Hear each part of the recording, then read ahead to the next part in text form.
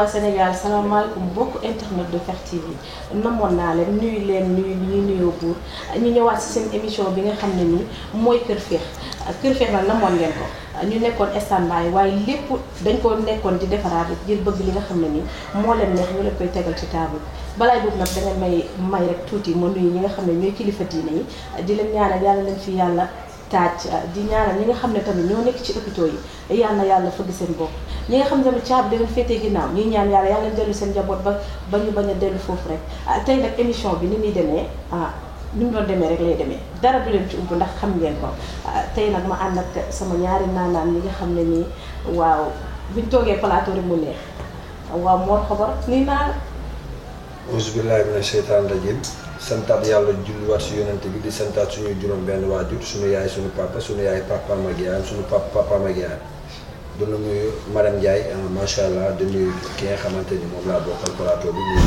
di nuyu invité yi di noonu la ñuy doxantoo bu baax a baax di nuyu ki nga xamante ni bu coow la bëree doo ko sa dégg bu jëf di bëree nga dégg ko sa muy sëriñ Modou say borom tawfeex bàyyi nday ram ak seexu naa bàyyi nday madame ak daam nuyu sama yaay bu baax a baax Kër Fekh nag comme d'habitude ñëwati na émission bi nga xamante ni képp ku bokkal génération bàyyi nga ko xel da ngeen ñëw tëjoon waaye dañuy fekk tijjeeku nañ. ñoom tijjeeku nañ. Kër Fekh tijjeeku nañ. désormais ay ci. jërëjëf Mariam nuyu naa la. di nuyu Mor di nuyu ñi toogal ci plateau bi di nuyu képp koo xamante ne soppee Fekh TV nga di la jox sa wàccuwaay di leen wax ni nag lu moon ngeen ñu waaye yaakaar naa ne ñu ñoo leen raw ndax ñoo ngi taxaw rompé raw te ginnaaw ku ñu war a fay suñu raw gi fu mu jëm ak seen raw ci kanam lay doon ay naan la ñu àndal tey la fii du yomb bu naree yomb daal dañ ko dëbb ba mokk rek daal di ëff bu baaxee ñu dem. waaw kon ci yaakaar naa ne tey dama la bàyyi rek yow tamit nga dalal ki nga xam ne sa invité. xam naa doon ñu andil ko nag invité de marque nga ñu andi. damaa fa loxo ba Grand Yoff. kon baax. ay Grand Yoff naka ñoo tàng. day waar waaye dama bàyyi la rek nga dugal ko. dama ànd ak ndaanaan Pape maa ngi lay nuyu. asalaamaaleykum sister di la bàyyi nga nuyu Sénégal. ok di la remercier ci invitation bi. di am mbégte bu baax a baax ak contentement ci bokk ak yéen plateau bi. di nuyu àdduna laay wax parce que Fekh TV moom ku ko wax àdduna. parce que wër na monde bi yëpp. voilà képp koo xamante ne yaa ngi toog di suivre émission bi ñu ngi leen nuyu di la siyaar di la jox sa yéeguwaay bu baax a baax. di ñaanal borom kër gi yàlla na ko yàlla may fan bu gudd bu ànd ak wér-gu-yaram parce que taxawaayam rafet na. à part loolu maa ngi leen di nuyu yéen ñi ma bokkal plateau. voilà di nuyu Sénégal di nuyu àdduna. waaw pour l'instant. Mor yaakaar naa yow tamit ay naan nga ñuy andi de. man de. yaa ngi fàttaliku. Senghor. à l'époque moom lañ daan wax. mooy Sénégal. waaw déedéet. waaye instant yi dafa am ko xamante ne mooy Sénégal. xam nga ginax day bëri pax. dëgg la banlieue laa dugg. ñu koy woowee léegi banlieue. ma dem fi nga xamante ne mooy kër Mbay Fall mbaaw Fass mbaaw Sicap mbaaw G mbaaw Grand mbaaw Petit mbaaw kon mbaaw dem fi nga xamante ne mooy jàmm gën lokkati fi ki nga xamante ne moom la ñuy wax Sénégal kenn dootu ko naatable muy cuq maa ngi lay nuyu di la siyaar am sama micro ngay wax. Mor maa ngi lay fay maa ngi amaan mbégte ak kontante boo xam ne bu yaatu la di nuyu Mariam mi nga xamante ni mooy présente émission bi di la nuyu yow Mor maa di amaan mbégte ak kontante yow da ngaa baax li nga wax tamit lépp ci yow la nekk nga nekk nit ku gore nekk nit koo xamante ni bii da ngaa bokk ci aar vraiment di la ñaanal gudd fan ak wér-gu-yaram di nuyu Pape vraiment mu nekk guitariste bu mag man gis naa Jibi Mbaye toog nii quoi man Jibi Mbaye laa gis mu toog parce que li Jibi wax sànq sa waaye day guitare tànk dem naa seen kër ñoom seen kër ñëpp ay guitare dem naa seen kër xam nga damay def ay recherche dem naa seen kër di nuyu ñi cembere di wax li yàlla nam war na te lu jot yomb li yàlla nam ak li jàmm bëgg suñu bokkee daje faaw nga bàyyi li nga bëgg topp li yàlla namu ndax bu yàlla namee jàmm bi nam yàlla namee du ko xel la dangi xel la waaye mesay waaji boo nee mes di nga noppal sa bopp noppal ñi lay dàq maa ngi nuyu Serigne Medoune Sey borom tawfeex kooku nag dëgg-dëgg bu ma tàbbee ci moom kenn duñu wax lox du ko nuyu de ndax dëgg-dëgg li ma defal man alaaj Mamadou Mbaye gar mi bu baax mi li dëgg-dëgg maa ngi kaa nuyu di ko kontaan di wax daal dëgg-dëgg tey dañuy bërale ay mbay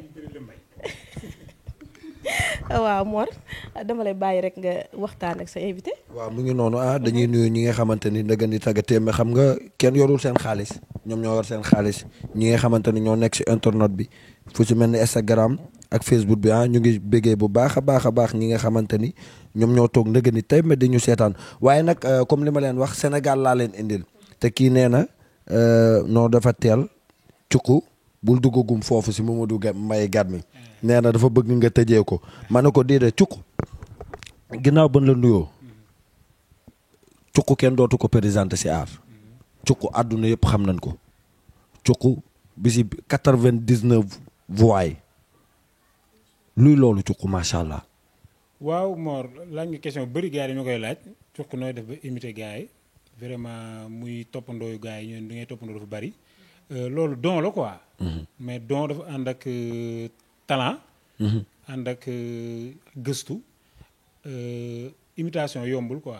maanaam toppandoo nit ni muy waxee façon bi nga xam ne buy wax ñi buñ la nëbbee dañu yaakaar ne mooy wax. loolu c'est pas donné à tout le monde. dëgg la moo tax ginnaaw bi la yàlla mayee loolu da ngay dem gëstu di dugg di ko fekk fi mu nekk di ko seetaan ba am tig yi muy waxee. maanaam tig yi muy wax li muy faral di wax lu bëree bëri. dëgg la vraiment loolu ngay dem ba recherche ko ba am ko. vraiment commencé toppandoo nit ki parce que maa ngi ko commencé bi may nekk géejawaay.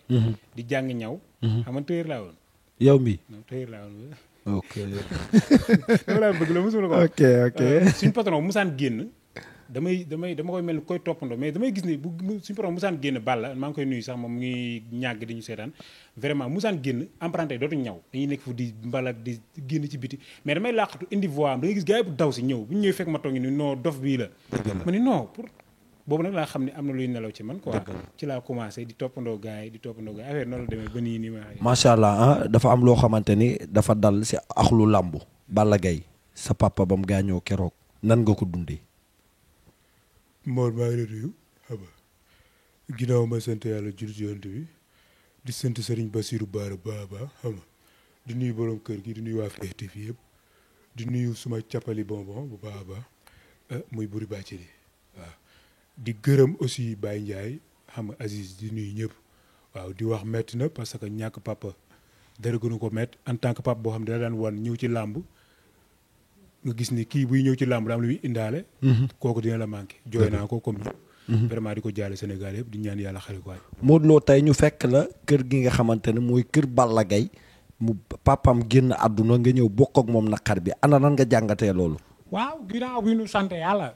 ci lu ci yeneen dañuy sant ñëpp mais loolu lu ma doon ñàkk la parce que tamit làmb doonte bëri nañu mu juutal ma fi loolu bu bees paase na mais dee nag dee moo taxaw dee bu taxawee dañuy fàtte li fi amoon mais duñu ay ennemi dañuy mayante xaalis ma nag moom papam gaañu na maa ngi ñaan Double Less yàlla yërëm ko parce que li mu def ci làmb nit dootu ko def tegale ay médailles Double Less nekkul mbër rek la woon danaan basket def na lu bëree bëri yoo xam ne def na ko yoo xam ne nit ñi xamuñu ko nit ñi ñëpp nga ne Double Less basket na def na judo lu bëri def na ko Mor bu ree parce que li may wax nii lu leer laa ko teg fu leer laa ko teg li may wax nii. dëgg la waxatuma pour bëgg a wax mais Double Less def na boxe dem ay Roumanie jël fa ay boxe kii yu bëri ay médailles yu bëri kooku dañ ko war a def tuddee benn rii fii xam nga tuddee ko dara daal. Cuqu dafa am ay question yu may ñëwaat mais balaa ma si ñëw damay jox ma dem parce que man du question yi man maa la koy posé. gars yi ñoo koy posé ñoo la koy posé. gars yi posé lu mu mën a tontu rek may. waaw Mor li Cuqu lu mu def neex na de waaye nag mbokk internet yi xaar leen lii ñëw mooy dàq ñeneen lay imité ñu gën a neex. non dañuy soog a nuyoo. parce que lu duuf si nag bi lépp xajandoowul si cin. te lu si cin li ku ko tegg coow topp foofu ñu muñ. dañ koy dagga ñu ko ci biir lépp ci xëj tey waa Cece Mbere ñu bàyyi la rek nga waxtaan ak sa invité. waaw tey damaa dalal doomu Grand Yoff muy Pape noo def ko dugg ci musique ak kañ nga dugg ci musique bi. waaw musique bon mën naa ne sax art de manière générale. maa ngi ci commencé yëngatu depuis 2014 2015 parce que bien avant may jouer guitare di way dama nekkoon ci orchestre en tant qu'instrumentiste di jouer calebasse quoi donc j'ai eu à faire pas mal de scènes ak ay musiciens yu mag fii nii parce que calebasse laa doon jouer donc jot naa accompagner artistes yu mag fii ci mel ni suñu papa Baba Mal Marema Fall Père Yoro Ndiaye gars yu bëri jot naa jouer ak ñoom en tant que calebassiste. mais bon comme li ko sama grand waxee léegi rek xam nga bu la yàlla nattoo du ma wax sax nattu mais peut-être que tamit may suñu borom la nga bokk ci famille boo xamante ne waaw comme ni ko sama booy waxee ah gis nga man 2005 léegi nga bokk ci famille boo xamante ne je peux dire que ñëpp musique la ñuy def ñëpp musique la ñuy def ci sama papa sama maam moom commencé def musique parce que moom bi muy nekk armée mi ngi nekkoon section musique commandant la woon à la musique principale donc ñu nekkoon fii Guédiawaye PA yi moo nekkoon suñu kër famille donc suma turandoo mook sama papa bokk ndey ak baay mu nekkoon directeur des arts donc Abdoulaye Koundoul ma koy nuyu de passage bu baax donc suma rakku papa yi ku ci nekk yaa ngi ci orchestre di jouer donc boo juddoo ci ambiance boobu noonu da ngay dem ba voilà quoi noo mën a def même boo ko deful sa métier tamit di nga ci am ay notion parce que tout le temps yaa ngi gis ay instruments ci kër gi tout le temps yaa ngi gis ay musiciens di dugg di génn donc noonu la demee quoi waaw ba yàlla def tey ñu nekk ci nii di ci takkale nànk-nànk. kon da ngay jouer yow kese wala da nga ber sa orchestre bopp wala da nga koy jouer. bon en fait comme jamono ji ma toll nii nag en tant que calebassiste dama ko xaw a arrêté parce que dama bëggoon suivre suma carrière solo bon.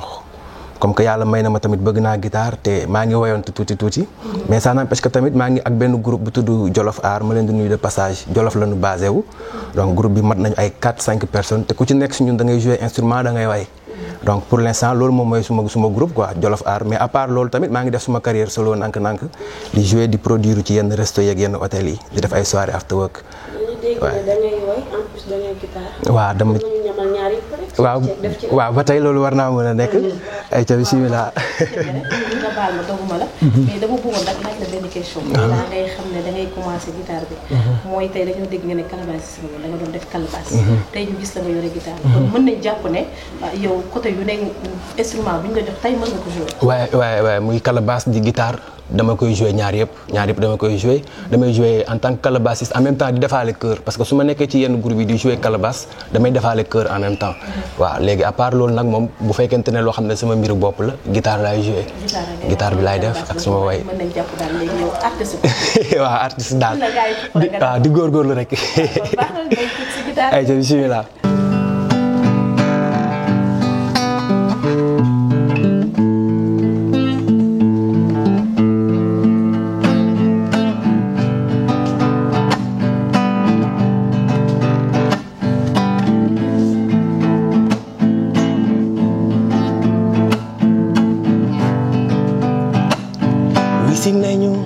dootuñu daw bilaay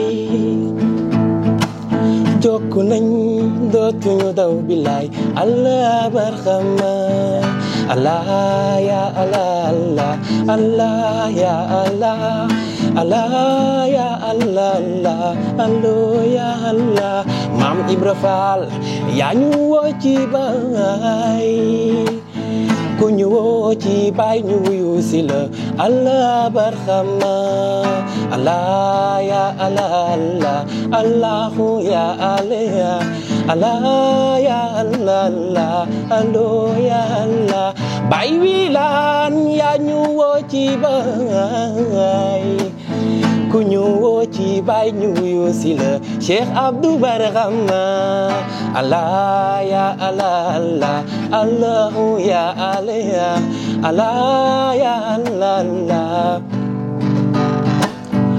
bëgg nañ la dootul deñ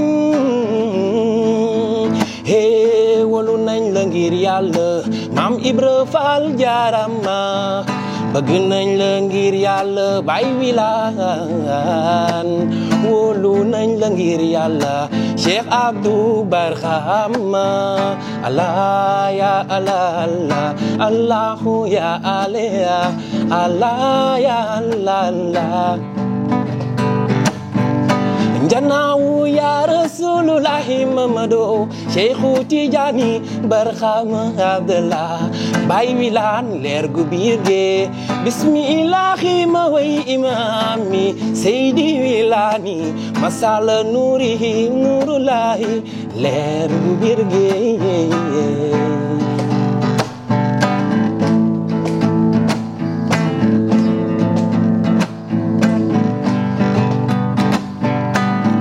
sirrul siri xakk bil xakki jëmmi yërmande Barxama Ñas Kumba Abdallah Maam Baaya woote yee xamle Yàlla jërëjëfi baay Cheikh Abdou Barxama Allahu ya Allah Allah ya Allah Allo ya Allah Allah ya Allah Allah ya Allah ala ya Allah allo ya Allah. non sa xol féex na. waa Kaolack tamit xam naa ne kontaan nañu. gis nga sama ndaanaan fu mu génn ak ñun. waaw di jégalu tamit suma mbokk yi nga xam ne ñu ngi may suivre parce que ku xam musique dëgg bu gisee ma joué dina xam ne y a problème parce que dama ñëw ba fii léegi di accordé suma guitare corde mi bi ci suuf dagg. donc mais comme que yàlla def na ne ak nu mu mënti demee dañuy joué nañ mais du ñàkk am ñoo xam ne bu ñu ko déggee dinañ xam ne am na lu ci manqué moo tax ma koy souligner parce que mi ngi nii ma takk ah. waaw loolu ñoom jiw may la. boo ko waxul woon saal bi fii kenn du ko xam kenn du ko xam pour en cas booy jéggaloote da nga naan maa ngi jéggalu sama mbokk guitariste yi parce que ñoom am na loo xamante ni xam nañ ko si guitare. man xaw ma ko man yow xam nga ko. waaw non man damay def ak guitare.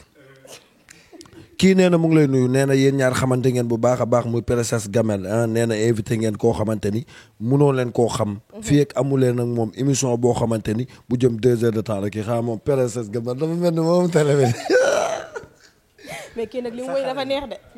moo kii dafa yëngal sama xol ndax ñun ñëpp ay taalibe Cheikh Ibrahima lañ. macha allah di ci profité di nuyu waa Kaolack yëpp.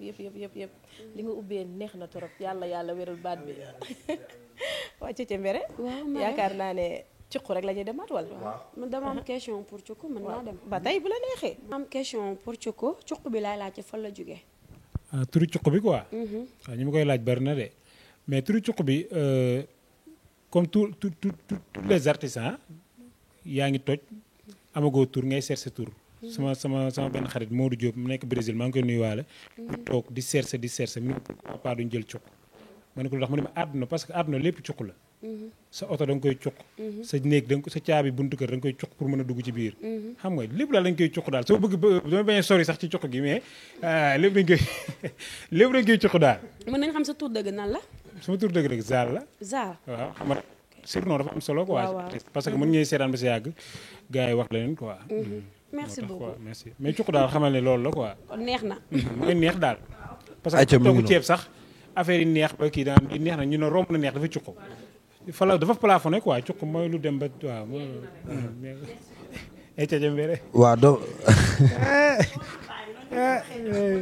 gis nga doom yaay waaw man dafa am si benn question boo xam te ne dama siy ñëw parce que damay laaj yow man ak yow xamante nañ mais cuq dañ koy gis si woon man show yi cuq dañ koy gis si émission yi mais est-ce que cuq am na projet bu muy togg boo xamante ni série la wala sketch la boo xamante ni war nañ koo mën a gis si écran bi ñëpp di xaar sketch cuq wala ñëpp di xaar série cuq ndax yaa ngi si loolu. waaw Mor yow loolu xam nga ko sax yow xam nga naa bëgg gars yi internet yi seetaan mu gën a leer ci ñoom rek mais xam nga ne fii maa ngi fi waaj lu garaaw. Fekh TV fii ak yeneen projet yoo xam ne maa ngi ci. xam nga artiste moom. yow del daas fanaa la di bind say projet di ko courser quoi di denc loolu rek après mooy loolu quoi mais maa ngi ci projet bu dëgër boo xamante ne bi war na daw Fekh TV daal ok mais tey projet boobu bu yàlla defee ba ñu yegg si sa voix naturelle ngay jël wala dafa am ñoo xamante ne da nga leen di imiter si sketch yooyu wala série yooyu non du ma wax man gars yi ñu may laaj sa voix ban la ci su may waxee ni sax daa am sa voix ban la ma ne ko ni may waxee ni mooy sama voix bu waa damay am na ñu ma imité ñoo xam ne tudduguma seen tur dama ko denc surprise lay doon booba Fekh TV rek ko am mbay tey Serigne Medoune Seye borom Tawfekh est-ce que mun nga ñëw yóbbu si moom waaw dafa xam nitu yàlla la nag dafa jëfee toppandoo waaw kooku nitu yàlla la dafa jëfee toppandoo mais xanaa ñu waxee ko suñ ñu ko sentiree rek ok yàlla émission barkeel xale moom boo ci nekkee nga xam ne xale nga rek waaye tey ñëwaat nañ seen émission boo xamante ni mooy garab yi ndax nit dafa am ñuy wax instinct rénal boo xoolee kibu nit ki mooy bu lekkee ceeb loolu di génn ci ginnaawam loolu mooy wax instinct oral dafa am ñaar instinct oral ak instinct style vocal. style vocal. oui nit doomu aadama. style vocal bi fu muy nekk. style vocal bi ci pokotaan bi lay nekk li may wax ni médecins yu mag yi dañ ko xam. dafa am globule rouge ak globule blanc. ok globule rouge bu ñu dem ba attaqué globule blanc yi foofu c'est très important foofu nit ñi dañoo war a xam ni pour ñuy wax nañu diabète mais diabète nekkul suukar bi ngay lekk moo ko indi mais dafa am lu ñuy wax cultipatum ci tomate lay jógee ci tomate parce que dafa am ànd ak lan mais yow Serigne Medoune Seye sa digganteeg tey dañoo gis Issa Pouye ñëw seet si la ngay waxtaan ak moom Issa Pouye tey da nga ñëwoon pour seet si Serigne Medoune Seye ana lan ngay doyee Serigne Medoune Seye. waaw ginnaaw sant yàlla maa ngi nuyu nekk di nuyu waa fête bi di nuyu madame waaw ndax suñu dama gis muy ñaan quoi ma gëj am victoire ñu may daan rek defet yi bëri quoi ma ne pourquoi pas ñëw seen ma ñaan ma quoi parce que man sama fit dafay ragal daal man jigéen ñi sama lay ragal. fit mooy wax bi ñëwaat quoi yow laa koy ñaan rek pour mu indi ma quoi. ok laa koy ñaan quoi loo kese. ok waaw damay ragal daal. xam nga di nuyu waa Thiaré gi yëpp xam nga di nuyu Baye Mandione gars yi daanu yëpp maa ngi nuyu gars yi daanu yëpp maa ngi nuyu xam nga suñu gars yi. man booy ñëw ci làmb ji say bët day dugg mais boo ñu la daanee rek sa bët yëpp génn man loolu mooy moo ma jaaxal ma. non soxna yi da ngay tooñ quoi mais loolu. kii la quoi xeetu maanaam damay ragal daal ci biir su may jugee sama kër. waaw damay leen génn quoi mais su am ciblé rek sama bët day génn xam nga la quoi. ayca mu ngi noonu maanaam yaakaar naa fu mu toll nii sa émission bi xol mu ngi sedd mais man dafa am lu ndaw loo xamante ne dama koo bëgg a expliquer rek parce que kii sama nit la. comprendre nga. te doomu aadama da ngay am si moom confiance. kii dafa am si man confiance. ma am si moom confiance. loolu dafa yàgg gis nga confiance dafa baax kii xam na si dara ndax moom mu ngi si aar bi man gisoon naa koo xamante ni à l'âge de 3 mois. l'âge de 3 mois la ni ma man su ma màggee gaynde laay doon parce que booy bi dafa teel am fit. moo doo yokkati. à l'âge de 6 mois. booy bi keroog ba muy judd. à l'âge de 2 ans 2 ans. keroog ba muy judd booy bi dafa judd dañ ne putt rek booy bi daw. booy bi daw famille bi yëpp tiit ñu naan kii bu màggee ku am fit lay doon fan la jëm booy bi dem parc an jàkkaarloo gaynde bi xool ko booy bi màgg doon simbukat. mais simbukat bu gëm boppam la. en même temps daf ko jëlal mu def formation athlète pour bu dàq jee fii ak jàppul du bàyyi. bon xam nga man dama yàgg a organiser ay manifestation yooyu. ma amoon benn politique bu amoon tëngéej ma yóbbu ko foofu ne ko kaay simbal ma. mu yóbbu ma ba ma ko yóbboo booy bi singli benn booy boo xam te ne mooy booy gaynde doo gaynde da ngay booy mu singli booy bi rek ne booy bi faw ma jàpp ko wax ko psychologiquement si xel.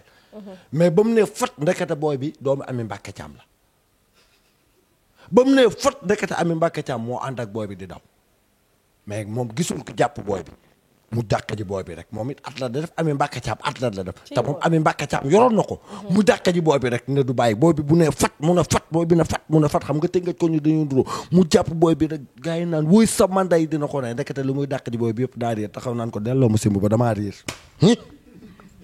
delloo ma simb ba damaa réer dellu simb kii sama gànn moo de sax xam nga su ma la gisee àjjana sama xel dina dal ndax damay dugg. kooka la yow man su ma la séenee àjjana non damay fi kaa ma xamal la dara nag ban fu mu toll nii yàlla daa bind ba fu mu amatul fu mu bind lépp lu ma wax tiyaabal. attention say dossier la pare. maa ngi taali ci yow. waaw ñu dem ci ki nga xam ne nii mooy Pape. Pape nag nga wuy ci lu neex léegi muy Sidi Barham nga nekk koo xam ne nii taalibe bi Baay Ñas man tamit bëggoon naa xam benn affaire comme tey li ñu wax kii rek. parce que yow tamit tey dégg naa nga ne da nga génnee single. léegi bëggoon naa tamit single boobu tamit rek am loolu ci wax ba pare tamit nga may ñu ci. waaw single bi déjà mi ngi ci suma page suma chaîne YouTube. benn audio la rek bu ma benn son la version audio bi rek laa dugal. donc nekk di wàcc tournage vidéo bi ak yooyu noonu. donc bon son wu mbëggeel la ci mbëggeel lay wax. ma bindal ko nee na bàyyam suma soxna. di ko ñaanal yàlla moom it fan bu gudd lool ak wér-gu-yaram macha allah. waaw moom laa bindaloon son bi mais tamit bon focaliser wu ma tamit di wax ci moom de telle sorte que ba keneen ku ko dégg du ci mën a gis boppam parce que je parle de l'amour en général quoi. donc son bi son wu mbëggeel la. internel voilà amul internel donc. donc mais wax naa ci ay wax yoo xamante ne keneen ku ko dégg tamit di nga ci mën a gis sa bopp. mën cee gis seen bopp waaw. te loolu moo nekk Sénégal léegi mbëggeel mooy doxal lépp. bon façon dafa bokk ci dund wi. donc daa bokk ci dund bi mais man dama ko def parce que dama ko sentir defuma ko nag parce que dafa xew wala leneen mais dama toog ba xam ne kii may bindal son bi jar na ko ma bind ko def ko. waaw mais bien avant man déjà sax gars yi dañu ma doon wax yàlla ma ta doo def son wu mbëggeel wala lii parce que man tout le temps damay bëgg focaliser wu ci ay thèmes parce que musique acoustique laay def donc wax acoustique wax thème donc man tout le temps ci ay thèmes laay gën a def. musique tamit bu la yeewul rek voilà man moom ci loolu laa gën a focaliser wu quoi man su may morceau presque lépp ay thèmes la man ci ay thèmes rek laay bind. voilà. di nuyu le passage Baara Latif Awa Diop sunu papa Mor Niang chéri maman waa Jolof yëpp chaque année dañ fay def dîner de gala bu rëy boo xamante ne ñoom Samba Ndiobène gars yëpp dañ ciy jàpp voilà maa ngi leen di nuyu de passage waaw tourné nañ ko vidéo bi mais dinañ ko tourné waat su boobaa nga ñëw. nekk banaana bi joué ñu rôle bi ndax li nga sañ seen nii li yëfu banaana la waaw waaw incha allah. xam nga man moo ma nekk si moom. kii gisuma sa soxna. mais xam naa ko jonge la. waaw xam naa it. ndax lu ko inspiré mooy xam nga tey doo ngaaka. mais xam nga ne daa am ay jam-jam. loolu ngaa jël foofu xam nga ni daa jël ko. moom nga laaj mën na jël ulaaj. wala ay kooku ñu nekk nga taw si banaana ay banaana la. waaw xam nga mbëggeel dafa neex te wax banaana wax lu neex lu nooy. donc noonu la demee. waa ci yoon. man moom. wax dëgg yàlla désordre. gi noonu la ko bëggee gi gis man moom wax dëgg yàlla. ñi ma bëgg. tuddee naa leen mango ñoom ñëpp. ñi nga bëgg. man maa ngi ay 14 gars. fi ma infidèle maa ko bind. waaw yow yaa war a gis ko infidèle. waaw temps bi nag damaa bëggoon rek balaa ñuy tëj. tëjee lu neex. yow dama bëgg instant yi wóyal nga ñu banaana mu neex. dama bëggoon dem defal ñu benn guitare boo xam ne cuq bi laa bëgg mu wëy ci ak Mor Xom.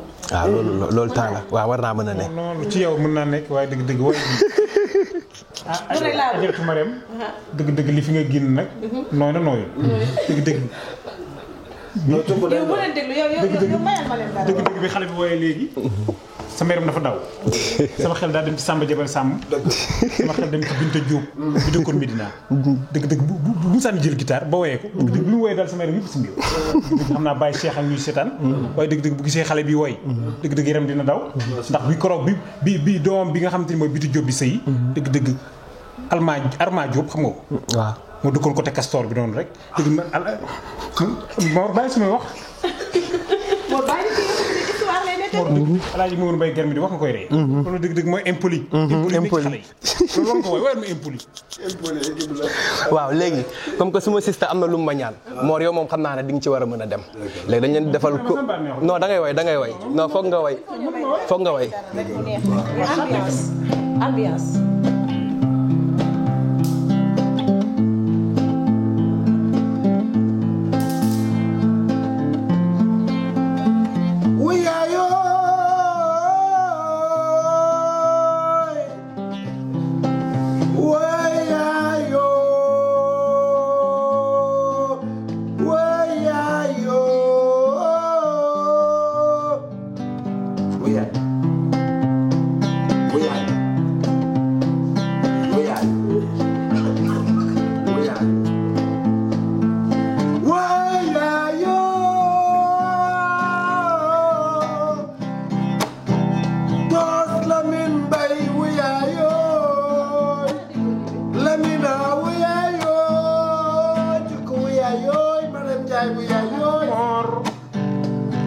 Tambalit nee na piip ci koy deewal nee na piip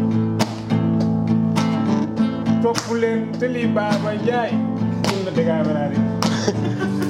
naa doo fekk fi may néewale lu ma xewle yaa fay jiitu kuy door a mën kuy saaga moom mi baale moom mi abaaso moom mi baale doo fekk fuñ may néewale lu ma xewle yaa fay jiitu kuy door a mën kuy saaga moom mi baawu fee moom suñu baay la yow mi baax nga.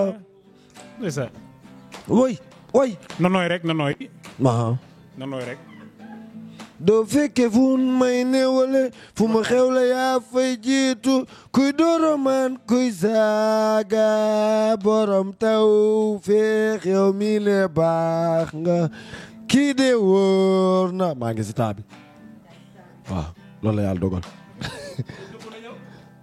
déglu leen déglooti leen ma wax ak yéen naanaa ni réew mi laa bëgg woo. nga amuma bul ma xam nga amuma bul ma xam yàlla dogal ci jaam bi.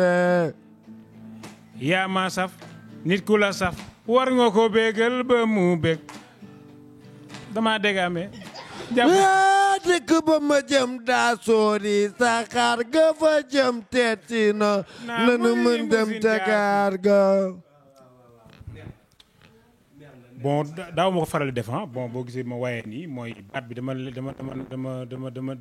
naan jinjeer mais mun naa gën a way lu dàq lii mais di ko wax ni gars yi xam ne dama naan jinjeer. c'est que man nag fi ma génn wu yaayooy bi madame dafa mel ni da nga xam ne maa ngi studio. non yow moom. waaw parce que wu yaayooy lu bees la loo xamante ni. waaw d'accord. waaw uniquement dañ ci jóg rek pour tiital askan bi. man daal leen xam naa ko yaa cuq mi studio bu ngeen dugg non duñ leen génne ci buntu ci balcon bi lañ leen di sànni. waaw Mor ko temps bi xoj nañu dama bëggoon rek ñu bàyyi suñu invité yu tàggatoo jox suñu mbokku internet yi ba beneen yoon. waaw xam nga li juwoo jeexul jugu fa te li duuf si nag bi xajandoowul si cin li te li si cin li ku ko tegg ku ne coow da lay topp cuq dañ lay bàyyi nga tàggatoo waaye balaa ngay tàggatoo nag faw nga nuyu ki nga xamante ni yéen ñaar yéen a bokk jàmm gën muy Siteu waaw. waaw ginnaaw bi nu sant yàlla sant dëgg di sant sëñ Sidi Mbacke alxuraan xam nga di nuyu waa Fekh TV yëpp waaw di nuyu waaw jàmbaar yëpp daal waaw tarkindaa yëpp maa leen nuyu di wax jàmm gën état bi dafa jug defar tëli waaw ngecc ndox mi quoi xam nga waaw di sant ñëpp di sant Thialé waaw di sant Modou Diop bi dëkk waaw Brésil di nuyu ñëpp waaw di santaat Baye Fall yëpp quoi di waaj màggal gi waaw ñu màggal ko ci jàmm ñëwaat ci jàmm waaw ci barka xasida yi. waaw cuq ci ndox moom nga nekk moom rek laa bëgg nga waxal ma ci Macky Sall lan la wax nag ci ndox mi taa bi sonal nañu. jërëjëf soxna si maa ngi lay nuyu laaj nga laaj ba am importance xam nga kii léegi bi mu waxee banaana sama yaram dafa daw xam nga maram des fois dafa may saxal banaana loolu nekk loo xam ne noo ko inspiré woon noonu noo xalaatee banaana bindu ko. vraiment loolu bi nga ko wooyee maa ngi tëb di dal parce que neex gi mu neex série kooku maram vraiment xale bi il faut ñu jàppale ko vraiment teg ko loxo parce que li mu woowee ci banaana nga ma koy saxal bu ñoom Amadou génne fooy vraiment loolu nekk loo xam ne am solo la di wax ne nag ndox bi nga laaj loolu maa ngi si parce que defoon naa ci ay milliards xale yu lekk ko jënd naa 300 millions base pour baser Ousmane si jëm géej jàmm gën Pikine lay jóge ma base Ousmane si mu dem côté Jeksaw bi yëpp dama koy baser bu ko defee buy taw da koy sànni côté géej bi noonu parce que ndox la man suñ ko doon taa xam naa nu taataa di mel ci askan wi maa ngi jéggalu ñoom ñëpp nag di wax maa ngi ci yoonu yokkute yoon bi laa gisagul maa ngi cherché nañu muñ parce que muñ tamit dafa bokk si doomu aadama il faut ñu nangoo muñ c'est très important.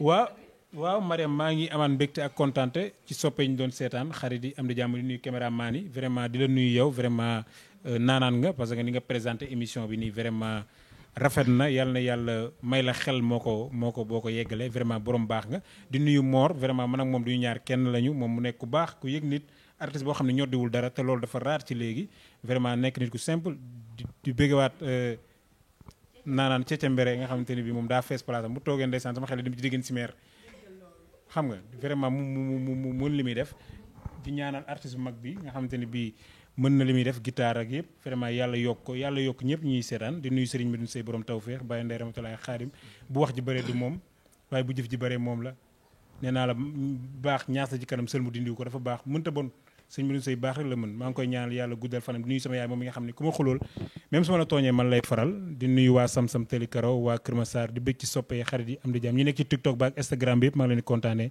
di wax Sénégal yàlla na fi yàlla def jàmm. waaw Mariam yow maa ngi lay nuyu bu baax a baax di nuyuwaat bu baax suma sister Cece Mbere ak Mor moom suma grand la parce que bi ma gisee sànq rek xam naa ne surprise la ci moom parce que ñoo bokkoon dëkk Grand Yoff mais bien auparavant musuma woon gis ma jouer guitare musuma gis ma way quoi moo tax sànq bi ma fi gisee xam naa ne surprise la ci moom. di nuyu tamit caméraman yi bu baax a baax techniciens yi wax dëgg yàlla gars yi ay borom baax lañ te seen liggéey macha allah teg nañ ko ci yoon di leen ñaanal yàlla bu wér a wér yàlla na lii dem ba nekk ay télé ci barke Seydina Mohamed di ñaanal suñu papa borom tawféex yàlla na ko yàlla defal jàmm yàlla dëgëral taxawaayam parce que gis nañ li muy def ci dëkk bi gis nañ ko bu baax a baax yàlla na ko suñu borom jàppale gën ko teg loxo gën a oyofal yéen bi ci barke yonent bi waaw di gërëm tamit waa Grand Yoff bu baax a baax fa laa jógee di gërëm waa Grand Yoff bu wér waaw di gërëm suma soxna suma yaay suma papa sama maam Fula chéri Jeewa Baaji suma manager Pape Makhtar Dramé bon su ma limee du ma matal mais li ci ëpp solo daal mooy maa ngi gërëm ñëpp di gërëm Sénégal di gërëm adduna bi di kontaanaat encore une fois ci invitation bi parce que c'est pas évident quoi bon c'est pas évident benn artiste boo xamante ne mi ngi door a débuté nekk ci yoon di demee tout ngeen jël ko teg ko ci télé bi pour gars yi gis ko donc loolu tamit maa ngi leen ciy remercier bu baax a baax a baax di leen wax ne kontaan naa yàlla na yàlla def jàmm jaajëf waaw Mor Xabar dama lay bàyyi yow tamit rek nga tàggatoo waaw Marème dañuy santaat yàlla bu baax rek julliwaat si yonent bi di santaat suñu juróom benn waajur di la remercier bu baax a baax di remercier ki nga xamante ne mooy Cece Mbere sama doomu baay di kontaan bu baax a baax ki nga xamante ne mooy cuq sama invité moom nag wax dëgg yàlla yombal na ko waaye force la xam nga nit buñ la wooyee sa kër waroo di waaw fii këram la di nuyu ki nga xamante ne mooy doomu grand fii di leen wax ni nag nañ ko xaar wax dëgg yàlla parce que ndaanaan la waaw ndaanaan la te da ngay dem incha allah wala bi da di quartier bi nga dëkk nag faw ngay am looy bàyyi xel xam naa leen bu ma neex laa leen wax ndax géejawaay laa juddoo màggee Grand Dakar yaroo Grand Yoff dellu si waat fii di géejawaay kon sama piis bu doonee 4G damay sant yàlla parce que 4G laa jaar chaque jour yàlla sax mënatul bind nit chaque jour yenn saa yi day tëbal parce que population bi bëri ba waa Siin bi bëgg noo rey di créer li nga xam te ne mooy pandémie bi ñuy ñaan yàlla jëlee ko fi nag dañoo jëm si li nga xamante ne nag mooy 18 safar ki woote muy Serigne Cheikh Ahmadou Bamba Khadimul Khadim ki nga xamante ni ndeysaan macha allah bu wootee ñëppay màbbu ñuy ñaan yàlla yóbbu ñu seeg jàmm di gërëm sama waa kër waa Seex na Seex Saad bu di gërëm bu baax a baax sama yaay bi nga xamante ni macha allah doomam yu mu am macha allah bëri na waaye kenn la si bëgg waaw mu man la si bëgg parce que li tax mu bëgg ma may na tom waaw man maay sama nattu yaay waaye nag dafa am sama jarbaat sama scénariste ki nga xamante ni fu ma dem topp na ma macha allah lu ngeen gis si moom rek TikTok beeg Instagram beeg fépp moom la muy xëcca sama jarbaat chéri mborom maa ngi dem nag ba interneuf ki ma fa bëgg interneuf ki ñi ma fa bëgg dafa bëri waaye am na ko xamante ni fii laa ko def xat na nag ñaari nit a fi nekk fii. Mor temps bi xoj nañu. non fii dafa xat non dama lay wax fii dafa xat ñaari nit a fi nekk sama yaay ak beneen xale bu jigéen. fu mu toll nii xale jigéen yi ku nekk naan mag la du yow. oui amoo ful la waa Cece Mbere ñu gaawal rek Mor jël nga temps bi gis nga moom dafa mel ni ku mës a nekk mbër waaye baax na émission bi moom neexoon na ba yegg ci lool defe naa ni ñu doon seetaan kontaan nañ ndax ñun ñu ci plateau bi kontaan nañ lool di leen jaajëfal ñoom artistes yu simple lañ yàlla leen yàlla defal jàmm cuq ak Pape Mor yàlla nga am jàmm sama doom baay tata Ngor yow da ngaa baax yàlla na sa jàmm yàgg waaye kenn du Baye Zal moo ma gën a ci rob bu jongama bi Baye Zal dama ko ne na ma defar romb princesse waaye dafa mel ni damay marié waaye ki may sëyal moo ma jaaxal kenn du Awa Senghor ci maquillage bi yàlla na seen jàmm yàgg beneen yoon beneen plateau fii ci Kër Féex ay ba beneen yoon d'accord Mor lay wax si suuf moo daf ma sonal waaw baax na mbokk internet yi lii lañ leen andiloon fi nga xam ne nii moo di Kër Féex yaakaar naa ne neex na leen ndax Olof Njaay day wax ne ku yokkul ku ne yow yaa wàññi te ñun duñ mës a wàññi dañuy bëgg rek di yokk di leen bégal di yokk di leen andil yoo xam ne ay surprise comme tey ki nga xam ne mooy pak andil leen lu neex ki nga xam ne cuq kenn dootu ko présenté waa cuq ba lool rek waa lii nag lañ leen andiloo si seen émission Kër Féex di leen dox dig daje ci seen beneen émission nii rek lay demee waat na woon fa woon delloo buum ca boy boog waaye du ma fàtte mukk ki nga xam ne nii mooy sama tonton di Serigne Medoune Seye borom tawféex yàlla na ko yàlla defal jàmm di nuyu waa Kaolack yëpp di wax sama yaay yàlla na fi yàgg te wér yaay yëpp yàgg fi te wér waa nii lay demee rek beneen yoon lay doon seen émission Kër Féex.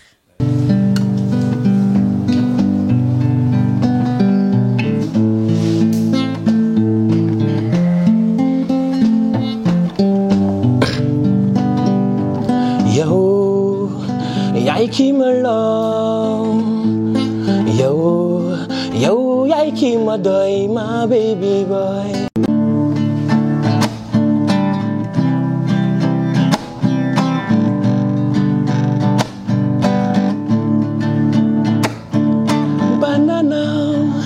yaay suma banana su dee man rek doo dégg banana banana yaay suma banana su dee man rek doo dégg banana man la neex ma di la wowe banana tanaan la ma defi duma mës ni banana sigil te xool ma xam na yaa ma jàppale waaw na la wóor ne bëgg laa ma dimbale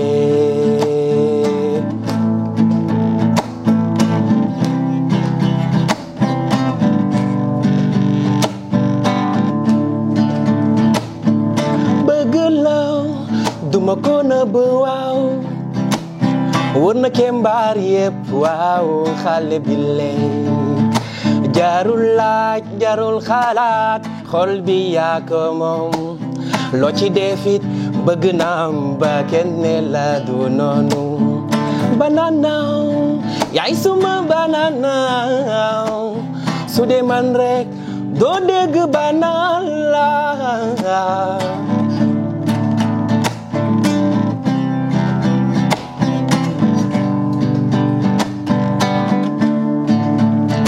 dimbali nga ma muñal nga ma sutural nga ma sóoraale nga ma wër naa la ay at fekk yaa ngi ma jege loolu chéri boy man de bëgg naa la sama yaay nee na waaw sama baay boy nee na waaw xale bi nga lonkool neex na ma na la leer ni yow mi le doo ma sa wéeto waaw waaw ndax yaay suma banana man mi le duma ma sa jóge sa wéeto waaw waaw yaay suma banana su ñàkk gisee amul woon wéetaay du fi am yoon su fi xel newul bay fàttali xalaat du fi am yoon su miineel judduwul woon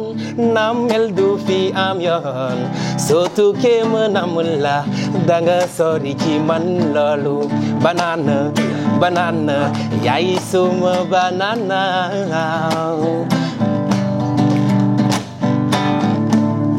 su ñàkk gisee amul woon wéetaay du fi am yoon su fi xel newul bay fàttali xalaat du fi am yoon su miineel judduwul woon namel du fi am yoon soo tukkee ma nam la be danga sori ci man loolu banana banana yaay suma banana doo ma sa dégg banana cece mbere ku nekk ak banana yow wax ma kuy sa banana ku nekk ak banana mor xabar kuy sa banana billahi ku nekk ak banana boy tuqu yow kuy sa banana